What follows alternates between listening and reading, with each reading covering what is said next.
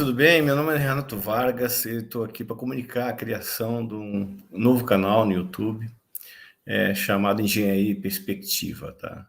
O objetivo desse canal é discutir questões da engenharia com acadêmicos, com empresários, com engenheiros e com toda a comunidade interessada em tecnologia e especialmente suas manifestações na sociedade. Tá? Esse projeto é coordenado por mim e tem a produção técnica e artística de Helena Moreira. Tá?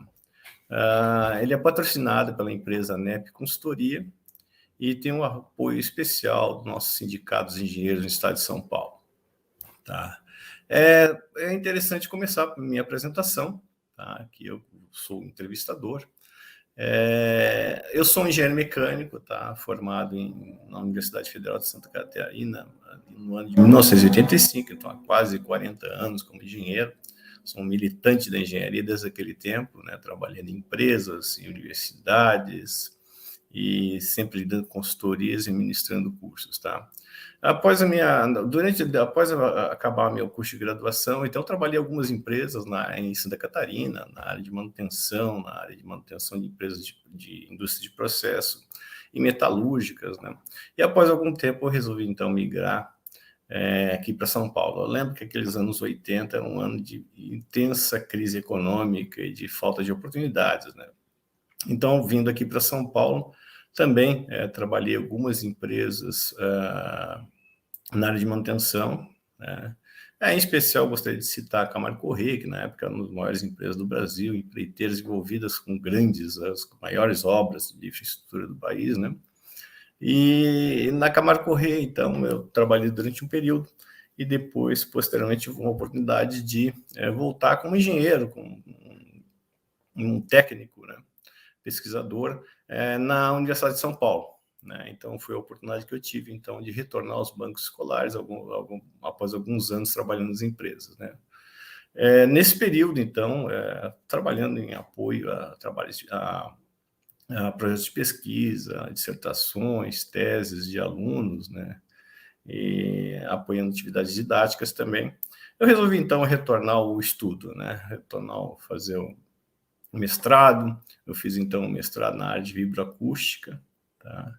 E, posteriormente, emendei um doutoramento na área de análise estrutural de elementos finitos, foi onde, então, ancorei todas as minhas atividades profissionais desde então. Estou falando aqui inícios dos anos 2000, né? Então, na época, logo após o doutoramento, criei uma empresa chamada NEP Consultoria, que, ao longo desses quase 20 anos, né, ministrou muitos cursos, né? Pelo menos cerca de mais de 70 cursos a gente tinha a oportunidade de ministrar na área de análise estrutural por elementos finitos.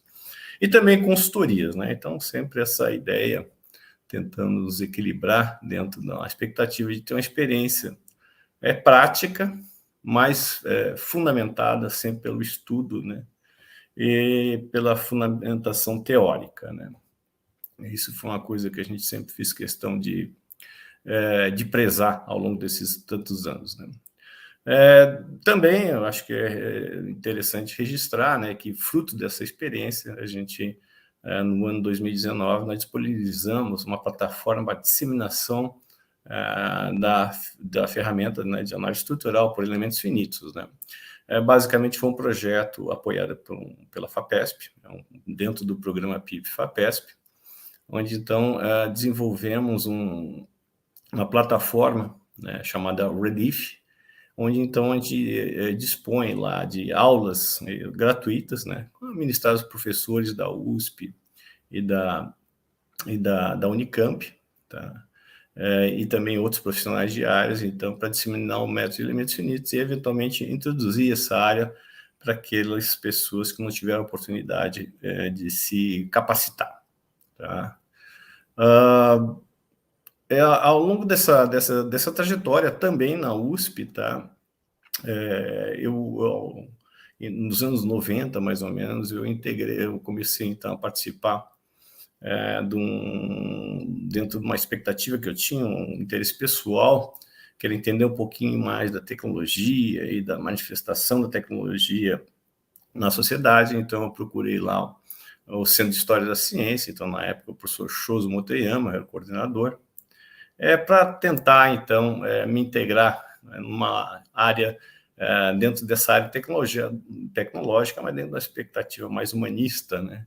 E especialmente dentro das consequências dessa tecnologia na sociedade. Então, um interesse alto, um interesse absolutamente pessoal, mas que foi bastante rico, né? Então, outra perspectiva da tecnologia e do seu papel dentro da sociedade, tá? Então, desde lá, evidentemente, nesse tempo, né, eu mantive minhas atividades muito mais vinculadas à engenharia, mas também abri uma janela e em alguns momentos integrei em projetos bastante importantes, como a história do CNPq, a própria história da Universidade de São Paulo, onde a gente pôde participar de projetos realmente ambiciosos e que foram muito bem sucedidos, né, com livros que tiveram uma tiragem bastante interessante dentro da comunidade, tá? E juntando isso em rápidas pinceladas, né, dessas atividades e também de diversas vertentes, né, surgiu então a motivação para criar esse canal, tá? Nesses projetos, especialmente de história da ciência, uma das coisas que a gente fazia bastante era, história de ciência e tecnologia, amparar esses trabalhos na história oral, ou seja, por meio de entrevistas, né? E as entrevistas são absolutamente interessantes, resgatam aspectos, evidentemente, um pouco mais recentes, né? Mas constrói a história.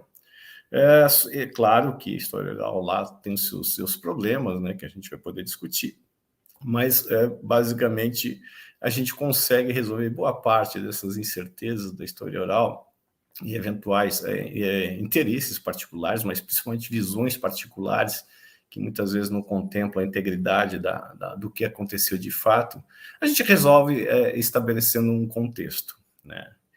E é por aí que eu começo, então, a entender a necessidade de um canal desse aqui, tá?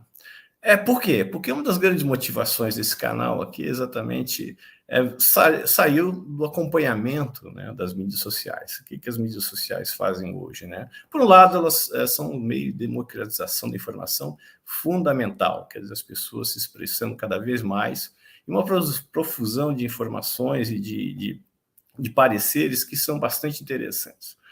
Por outro lado, a gente entende que se prestou também para manifestações bastante superficiais. Quer dizer, as pessoas entenderam que tem um meio disponível, que é bastante simples, né, de você externar suas opiniões, mas não procuraram seus conhecimentos, as fundamentações e principalmente o compromisso com a verdade, né, que é uma coisa que tem, de certa maneira, prejudicado bastante, não só áreas específicas, mas mesmo toda uma performance, todo um caminhar da história de um país como o Brasil, como a gente viu mais recentemente, tá? Então, esse talvez seja a motivação principal, né? A gente tentar colocar algumas entrevistas, mas tentar restabelecer um contexto.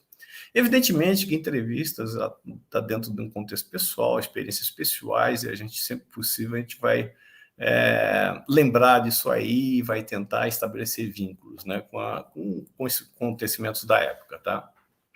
E aqui dentro dessa ideia, né, só para dar um exemplo, né, alguns exemplos, né, do que a gente pode resgatar e que a gente pode restabelecer como um pano de fundo para essas discussões, nas questões de fundo que a gente pode resgatar para essas entrevistas.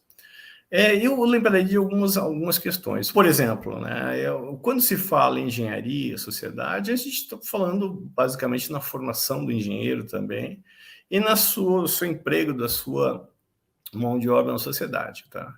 E aí nós recorremos rapidamente a duas instituições, duas questões fundamentais. Uma é a questão da universidade, né? E outra é a questão da industrialização em si, ou seja, de onde, especialmente, essa mão de obra vai ser empregada. E aí nos deparamos com uma questão muito importante, que a gente pode considerar como variáveis recentes, se a gente considerar uma escala temporal de um país, né? As universidades no Brasil, talvez muitos não saibam, né? Mas a universidade, como no mundo, né, são instituições milenares, né, Quer dizer, a Universidade de Bolonha tem mais de 1000 anos, né, que foi a primeira universidade. Se a gente pegar universidades aqui, são no máximo centenárias, né? Aliás, a maioria delas não chegou a 100 anos, né? A imensa maioria delas não chegou a 100 anos. E Brasil, é incrível isso, porque o Brasil, mesmo na América Latina, foi um dos últimos países a ter uma universidade constituída, né? A América Latina, que é um dos continentes que é uma marca registrada de subdesenvolvimento, né? Então, se a gente comparar especificamente com os Estados Unidos, aí sim, comparando com um país desenvolvido, mas que tem a mesma tempo, né, vamos dizer assim, desde o seu descobrimento, a gente comparar no último quarto, né, do século XIX, quando aqui no Brasil se fazia discussões sobre a viabilidade, a necessidade de criação de universidades, os Estados Unidos já tinha mais de 200 universidades, né?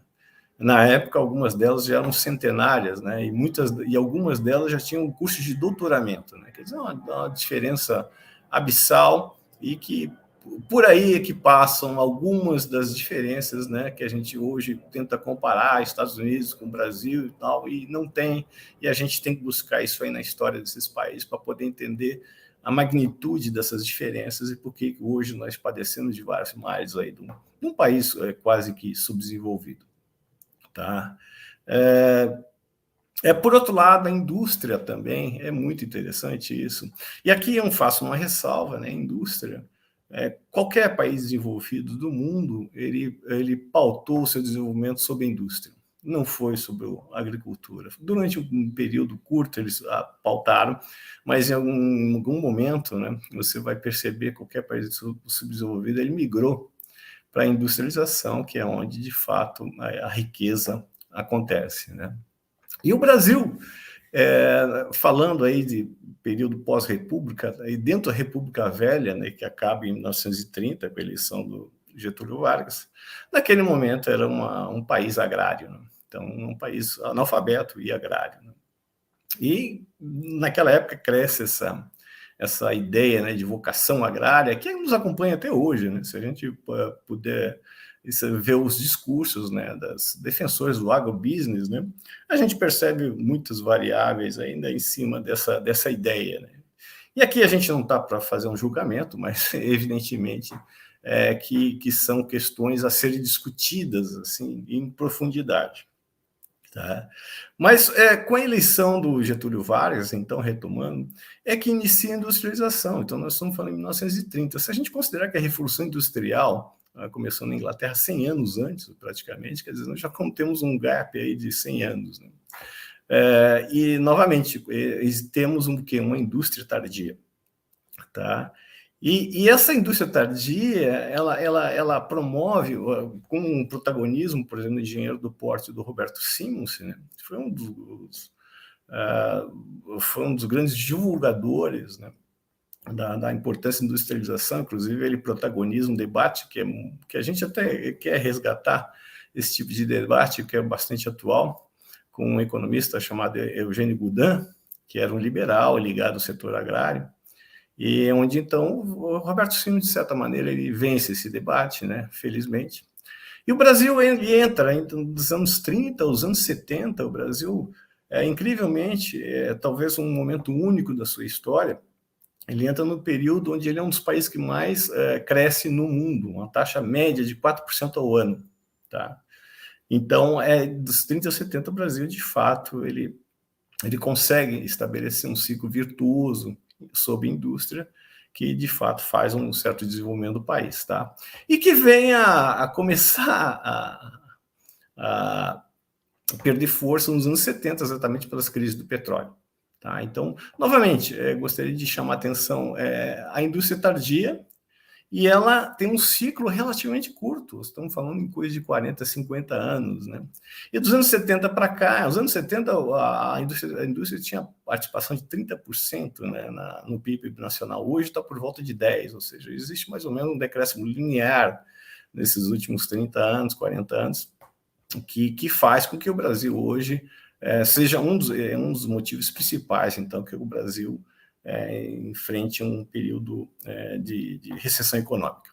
Tá? Então, isso é uma das questões que eu gostaria de retomar, exatamente essas discussões, né, que a gente viu nas mídias sociais, que elas perdem um pouco essa dimensão histórica, nessa perspectiva histórica, que pode tentar entender. E, ao invés disso, o pessoal, em geral, eles tentam fazer comparações rasas com países, como eu acabei de falar dos Estados Unidos, uma história completamente diferente. Se você pegar hoje, é muito comum comparar com a Coreia, né?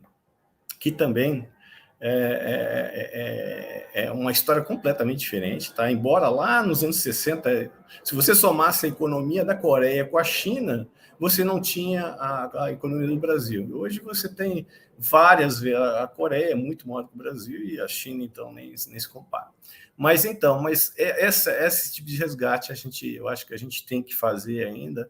Evidentemente que muitos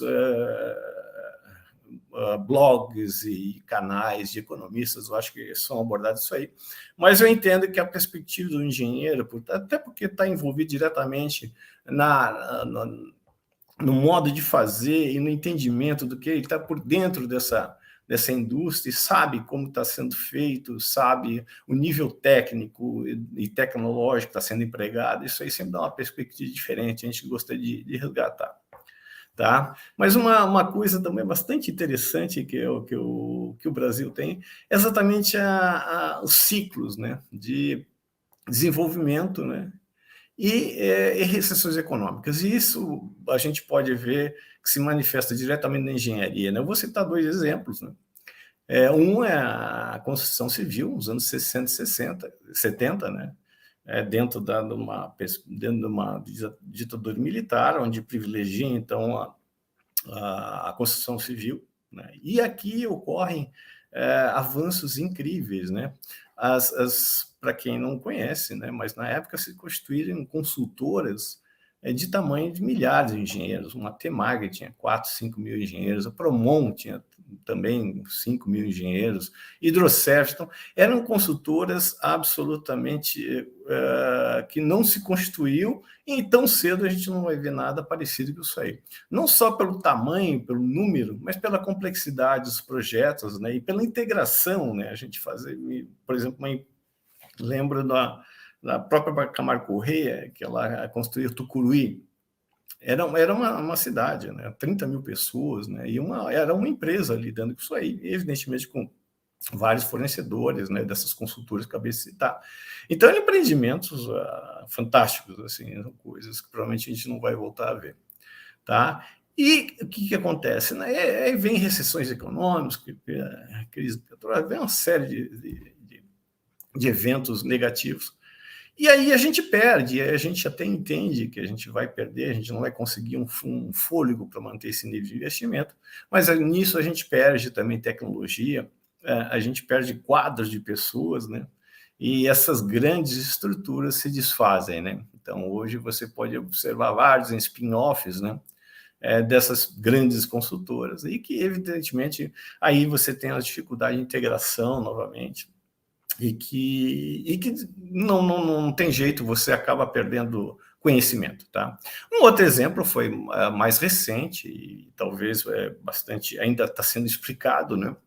Mas é da própria indústria de óleo e gás, que basicamente foi uma tragédia, né? Para quem está. Eu estava trabalhando nessa área, e existia uma euforia absurda assim, em torno da descoberta do pré-sal, e investimentos e empregos, isso aí tudo era uma indústria que de fato prometia um país diferente. E provavelmente aconteceria isso aí, porque são muitos e muitos recursos, né, que poderiam ser explorados e por muitos anos, tá?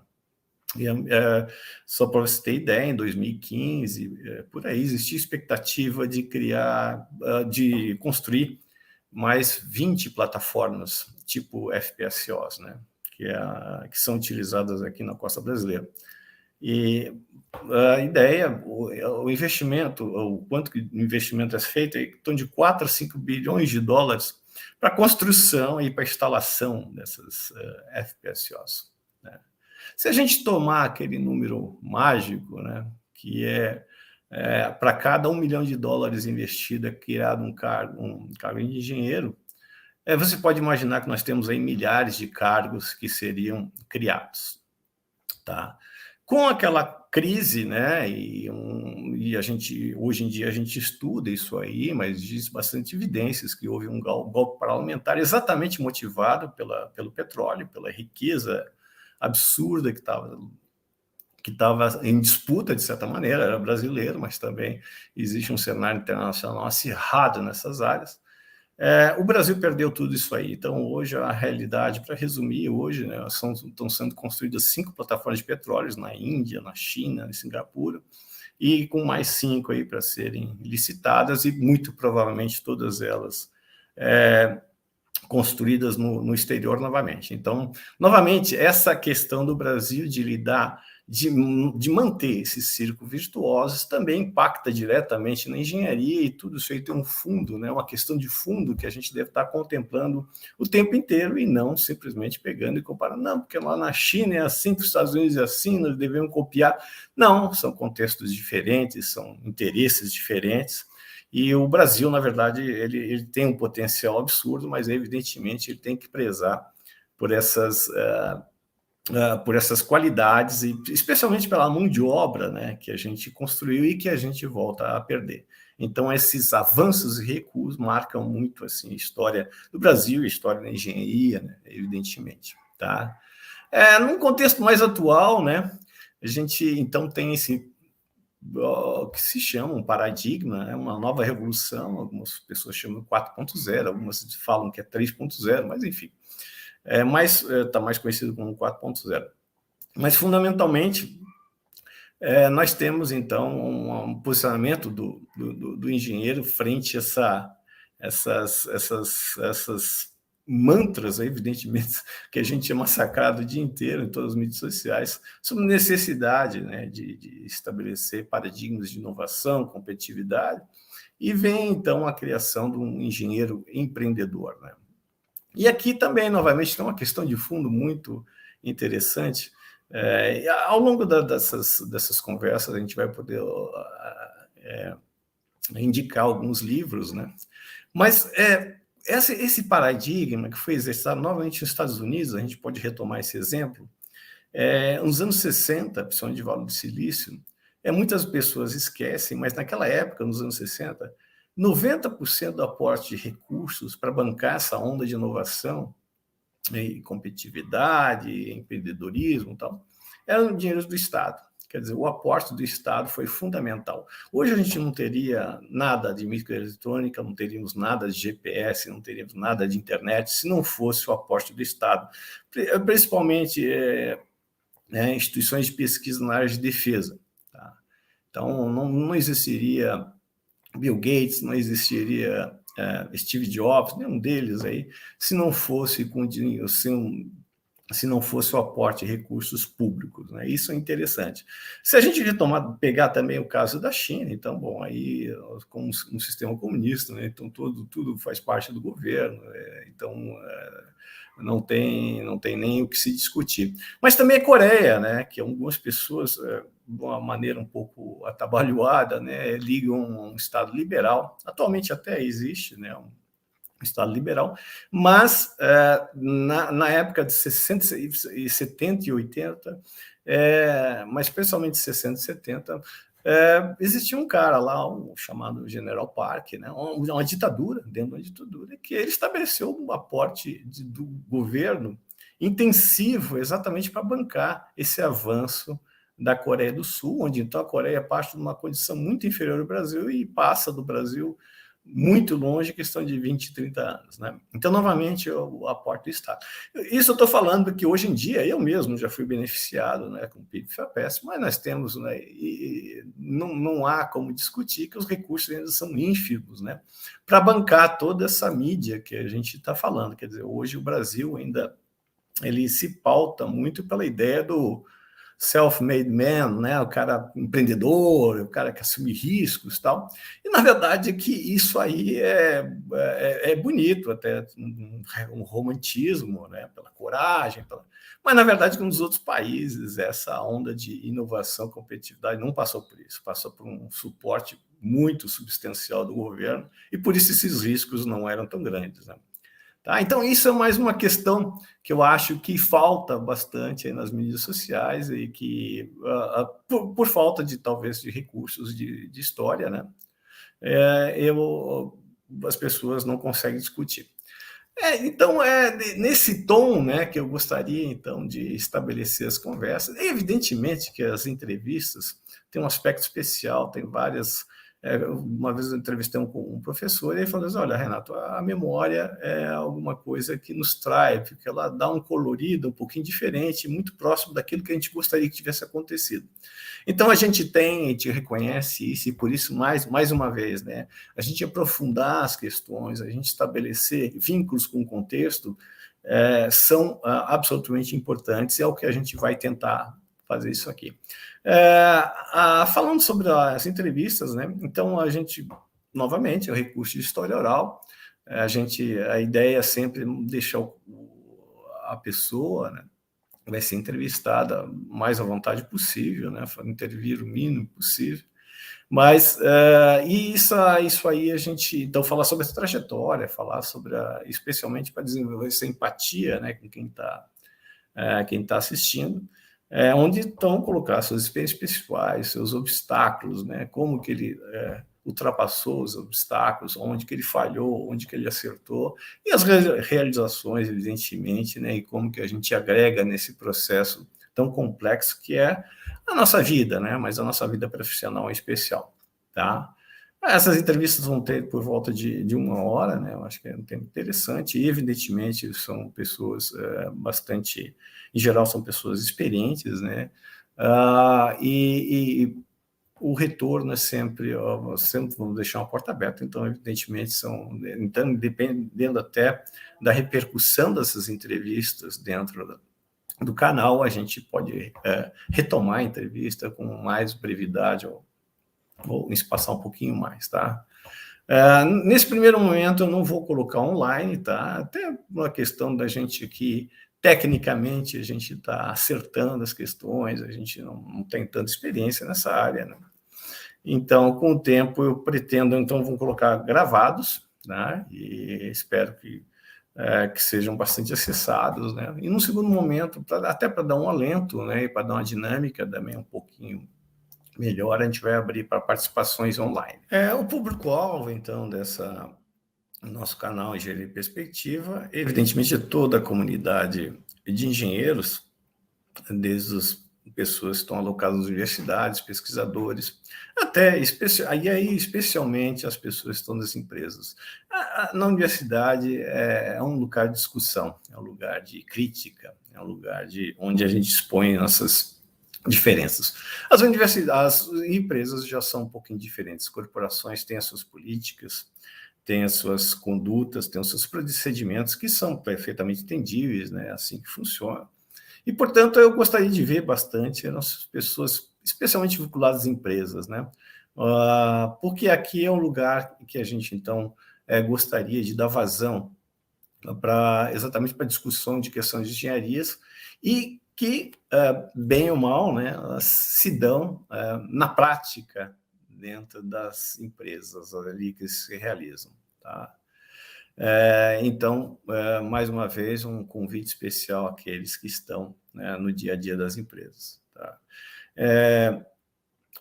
Gostaria de agradecer a atenção de vocês. A gente está fazendo isso aqui com extrema dedicação. Estou colocando aqui a minha experiência à disposição. Estou aqui aberto a sugestões. Gostaria muito de escutar a opinião de muitas pessoas dos vários segmentos, né? E dizer que isso aqui é um meio, né, de expressão da engenharia, não é um canal do Renato, não é um canal do NEP Consultoria, não é um canal específico do Sindicato dos Engenheiros, mas especialmente é um meio de expressão onde então vocês podem enviar suas sugestões, suas sugestões de pauta, suas sugestões de nomes também que a gente possa escutar, para então tornar mais rico e mais interativo com vocês, tá?